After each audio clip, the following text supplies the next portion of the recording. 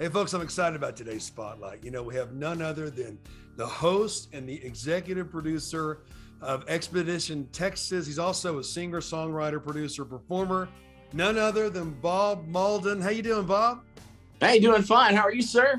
I'm doing good. Hey, man, I'm already a fan, man. You got a new album called Colfax 85 or 1985. That's also the title cut. But for those of you who are seeing Bob for the first time, we want you to know his story and what's going on with Expedition Texas. But first, Bob, tell us about your album, man. Well, Colfax 1985 is a kind of a culmination of about 3 or 4 years worth of recording that's kind of all come together. It's songs that are a lot more, I guess, stripped down, more kind of what I've called to a lot of people just Bob music, because I've been asked a few times to describe the type of music we're talking about here. And I would say country. Doesn't sound like anything on country radio right now, but country music, I guess you could say it is, and some songs about kind of home and family and just country state of mind. That's what it's all about, and I had a great time just getting in and all this stuff, recording it myself and working with a few other musicians on it. So it's a little bit of a departure, but it's actually I'm really happy that it came out the way that it did. Well, fantastic. Well, you know what? At the bottom of the screen, folks, you can see where to listen to this great album, where to buy it, and how to connect with Bob. Bob, I'm really happy that you are going in this album to what some would say a more traditional type of country music values and sounds. Bro country just sounds like hip hop with a banjo. I'm not even sure what's country music anymore, but we did put a banjo on this album in one song in the new single, but there's no hip hop on it. But, no hip hop. I love hip hop. Don't get me wrong, but hip hop's hip hop, and country is country. So, anyhow, tell us about some of the cuts on this great album, man. Well, of course, the one that really started it, the whole reason that there is an album now, is because not too long after I finished my last album in 2019, I was already writing new songs. And I had written the song Colfax 85 and recorded it as a demo for what I thought would be, I would go in and record a full-blown polished studio session like I did for all the songs on the last album, and just keep going and continue in that same type of music. But as the time passed, that song really grew on me, and I had to step away from music for a little bit because I was actually producing and doing color commentary for a pro wrestling TV show that took a lot of time there. So I had to get away from music for a little bit, and that song I'd always pull it up and listen to it because a lot of it is stuff that actually happened to my family back then. And so that song was always there, and I kept wanting to record more music like it and do something that's more of a raw, country type of feel. And eventually I was like, I really want to get that thing out there, but I don't want to go re-record it. I want to add my own touches to it and really finish it out as a track. And then I started recording more tracks, and as I kept going, I kept getting more and more fired up, and they kept coming quicker and quicker. And literally usually the last song that I record is my favorite anyway, but the last song that I recorded, because I needed that 10th song, was a cover of Wanted Man, which Johnny Cash had the hit on way back in the day, but Bob Dylan wrote it on it. And so I kind of did my own take on that, real heavy on steel guitar. The whole album's heavy on steel guitar, and we got an album with banjos out, or a song where the banjo's out front and center. So I'm real proud of this album because it's instrumentation that I like to listen to, and it's that I enjoy creating. So and you should be proud of. I've been looking at your other songs here, and man, there's every story.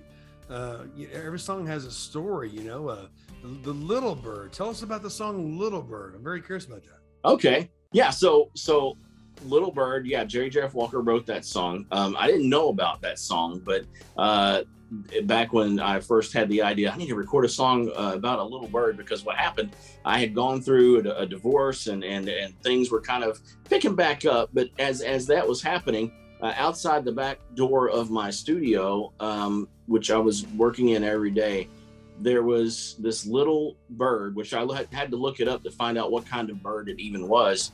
It was called a diamond dove. It was just a little bird, and he would always hang around the back door of the studio and would stay right there, and I could walk up to him. If I tried to touch him, he'd just scoot over a couple inches, but he was always there, and I'd say hi to him. I would talk to the bird when I came to work and when I left, and he was always hanging around. And for some reason, that was a calming thing, and it made me, I don't know. Sometimes they say people feel like, birds are like a way of loved ones watching over you or whatever. I don't know about all that, but I thought, that's kind of cool. Love this little bird. I want to write a song about a little bird.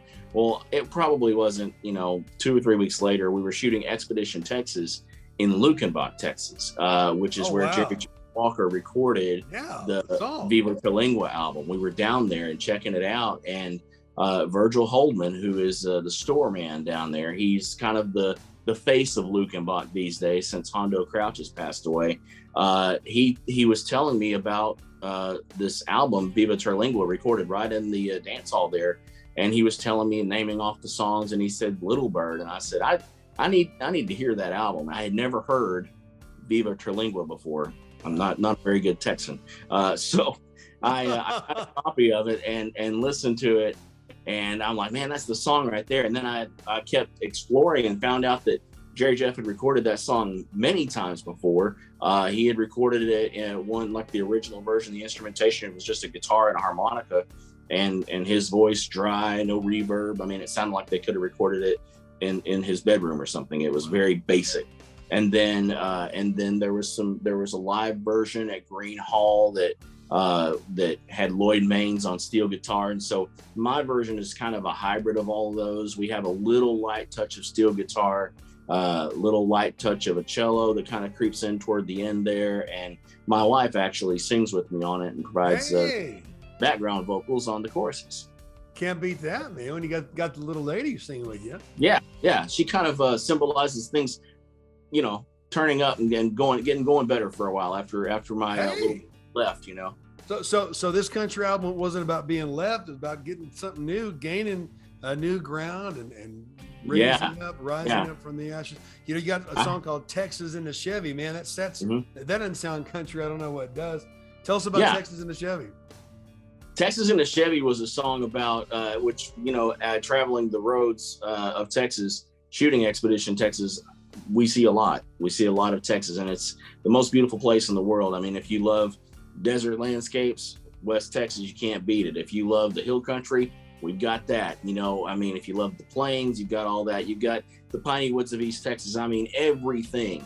We have oceans, and everything is in Texas. And so the song is kind of about seeing Texas in a Chevy and riding around with the one you love. Looking at that, that's kind of but the song was really inspired by seeing Texas. And there's one on there that I think you ought to listen to, is probably the most country thing on the whole album. Lonesome Suits Me Fine, that's what it is. And it's about turning down, someone who wants to maybe spend some time with me, and it's, like, no, Lonesome Suits Me Fine.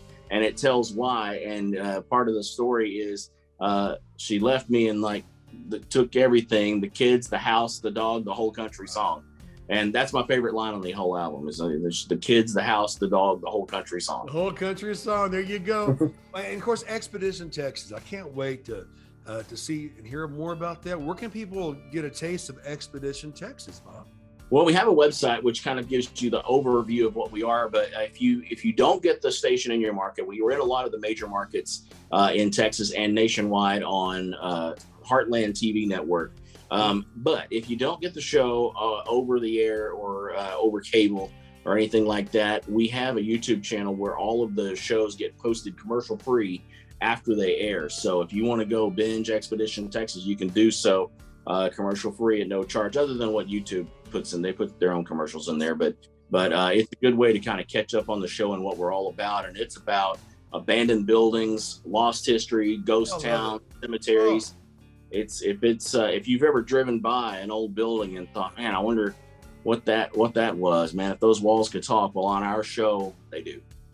I love driving through all the small towns, from Oklahoma City or to Rockwall, Texas and beyond, to West Texas. All these quaint towns, they have a story, they have a history. And you know what, folks, you can find out all about that when you check out Expedition Texas. And be sure to get the album. Colfax, 1985. Singer, songwriter, producer, performer, TV host, and executive director of Expedition Texas, none other than Bob Mauldin. Bob, it's a pleasure. Can't wait to talk to you again. Catch up. Brad, thanks for having me on, man. I really appreciate it. Thanks for being on the spotlight. And folks, we'll see you next time.